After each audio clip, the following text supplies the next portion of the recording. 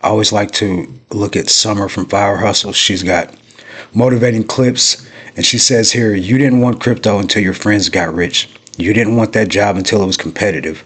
You didn't want them until someone else did. We don't want things, we want things other people want. These desires may not even be yours. Comparison is poison, and crowds are always wrong at extremes. I got into crypto because I knew that it was an asset class that I could multiply my money way faster than the stock market. Now, don't get me wrong, I am in stocks, but crypto is where I'm most bullish, and it's what I'm staking my retirement on. Now, with that being said, let's see what Tom Lee says about Bitcoin. Tom Lee predicts Bitcoin at 180 by the January 31st. Now, I don't know about this, guys. We only got 15 days till then, but Tom Lee, Fundstrat co-founder and Bitcoin advocate, bases his bold forecasts on improving liquidity, recent ETF inflows over 1.4 billion, and institutional support, eyeing new all-time highs beyond the traditional cycle. Technical charts show bullish patterns like potential bull flag, with analysts like Crypto Rover and Michael Van de Poppe targeting 100,000 if support holds at 94 through 96. Skeptics warn of price drops to 84 if levels fail. Listen, man, if the levels fell to 84, it's a buying opportunity. Fact of the matter is, we will recover. We always recover. So if you see 84K, buy. Now, on the other end of the spectrum, if we pump to 180, then everything else pumps.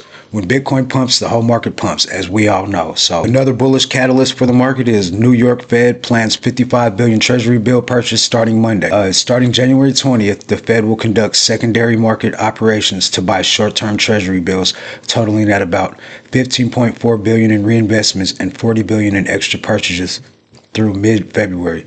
These steps aim to maintain ample bank reserves as directed by the Federal Open Market Committee. Following a slowdown in quantitative tightening, crypto enthusiasts point to similar moves by China's PBOC, like a recent 300 yuan injection, viewing both as fresh liquidity that could lift Bitcoin, which stood near 97,000 on January 17th. So analysts call it routine reserve management, not full-scale easing. Now, we know we're doing this stealth QE. They're buying T-bills behind the scenes, and they're not calling it QE, I think, because if they call it QE, everybody will start dumping their capital in, and they won't be positioned well enough to make the most gains. Either way, this is still bullish, and I'm excited. So Donnie Trump declares that Bitcoin and crypto industry next chapter will be shaped in the U.S., a strong signal for the entire crypto market. Let's check this out. I will ensure that the future of crypto and the future of Bitcoin will be made in the USA, not driven overseas. I will support the right to self-custody to the nation's 50 million crypto holders. I say this with your vote. I will keep Elizabeth Warren and her goons away from your Bitcoin. And I will never allow the creation of a central bank digital currency. I will also... Listen, Trump's putting his business in crypto. He started World Liberty Finance with his family and the Wickoff boys, and I guarantee you it's bullish. I started buying World Liberty Finance at 10 cents or up to 16. I'm going to keep loading up on this bag because I'm prepared to make some gains along with this man. So Tom Lee also said that we're going to 200,000 in the next 45 days on Bitcoin. Let's see what he's talking about over here. I mean, if I look at everything since October 10th, because that was the biggest liquidation in the history of crypto, like bigger than FTX. Like a margin call almost. Yeah, it was like almost a miniature rupture, like a tsunami. We're only a couple weeks from that, so I think the market is consolidating. But if I look at fundamentals, like Ethereum, stablecoin volumes have been exploding, application revenues at all-time highs. So right now, fundamentals are leading price in crypto. So I think eventually we consolidate and then we rally into year end. Where, 150? Yeah, I think we could still get to 150, 200 for Bitcoin, and then something like 7,000 for Ethereum. So what do you think? What are your price predictions for Bitcoin and Ethereum in the next 45 days? Do you think Tom's too bullish, or do you think we have a chance at reclaiming the 126,000 all-time high and higher? Let me know. So let's see what Brian Armstrong says today. The banks are actively stopping crypto market structure because they are using your money to lobby against yield rewards and interest on your money.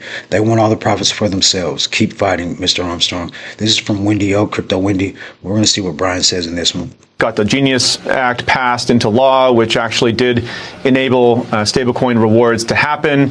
The banks had their own concerns, and we reached a good outcome in the Genius Act.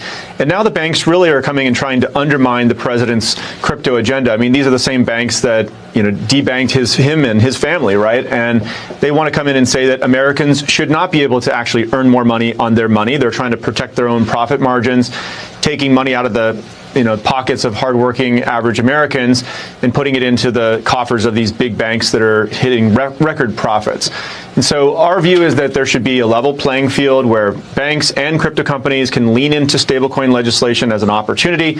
And that includes paying rewards to Americans so that they can earn more money on their money. Shout out to Brian Armstrong, man. Coinbase, he's doing his thing. He's fighting for us. He's trying to keep the yields in our pockets and the rewards in our pockets. And I fully support this man, and I fully support what he's trying to do. It's pretty much a war on our yields right now, and we need people fighting for us, and he's one of them. Then on the other end of the spectrum, we got Brad Garlinghouse. He says, clarity is always better than chaos. The bill isn't perfect, but it's way better than nothing.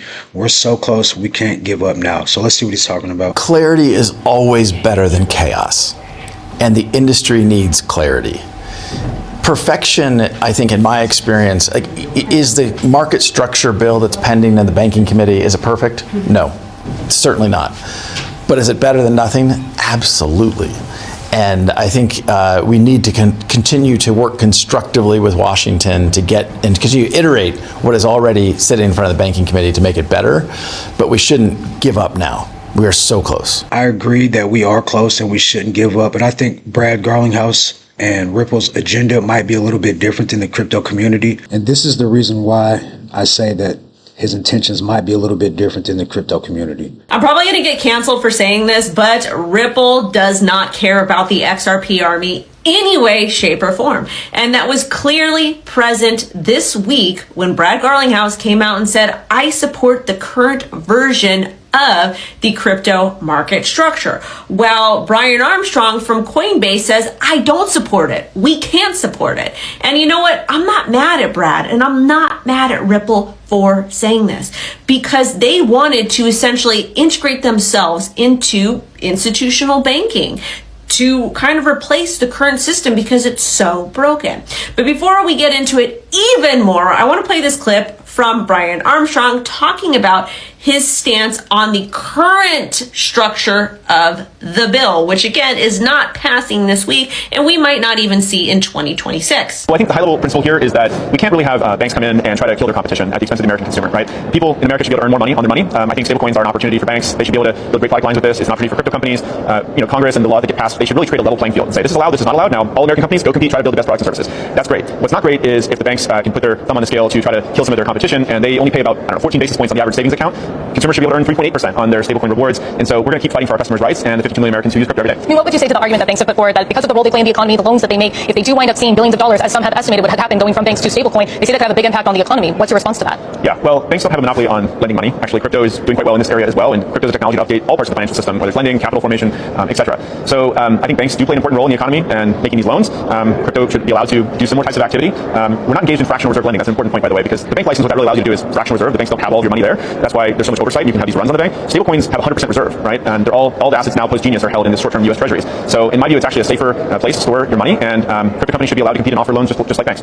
Before I get into what Brad Garlinghouse said and why I'm not mad any way, shape, or form, I want to tell you what Bank of America said. Their CEO warns that up to $6 trillion in deposits could shift to stablecoins if allowed to pay interest.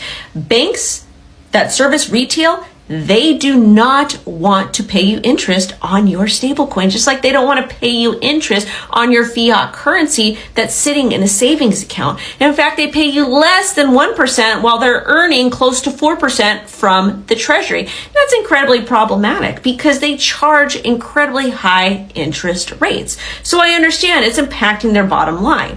And this is another reason why Brian Armstrong is against the current version of the crypto market structure, because he wants to be able to allow his business to pay yield out on stable coins. And honestly, is it so bad that we're merging over from traditional fiat currency to stable coins? That's what's going to happen anyway. So I don't know why the banks are pressed about it. They're going to be losing business when it comes to fiat currency anyways.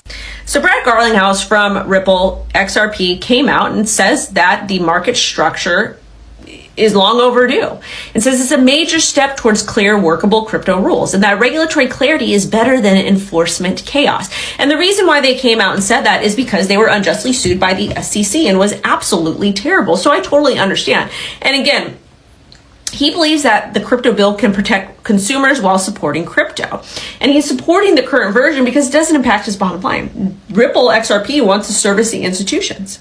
They don't want to service retail. They don't want to service you. Maybe one day they will, but not today. So again, I'm not mad at him for that in any way, shape, or form. But again, they don't care about retail. They care about their bottom line and they care about the institutions. So that's why I was saying that his agenda is a bit different than ours, because we're here to make money. He's here to make money, but he's here to make money with the institutional adoption.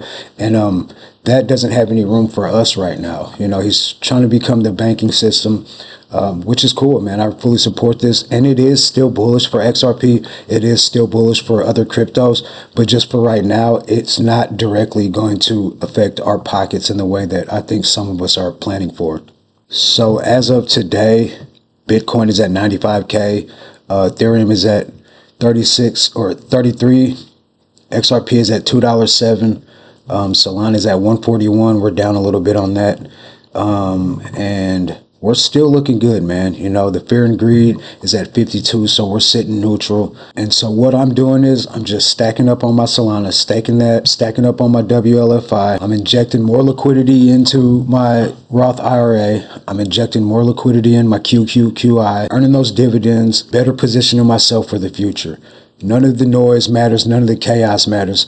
All that matters is that you continue to DCA, continue to stay consecutive. Consistency always wins. That's just the name of the game. Just build slowly over time. Let me know how you guys are staying sane in this market right now. What are you guys doing to position yourself for financial freedom? What are some of your biggest bags and why are you holding them? Let me know down in the comments so we can talk about this. And that's going to do it for this one, guys. I'll catch you on the next one. Until then, God bless.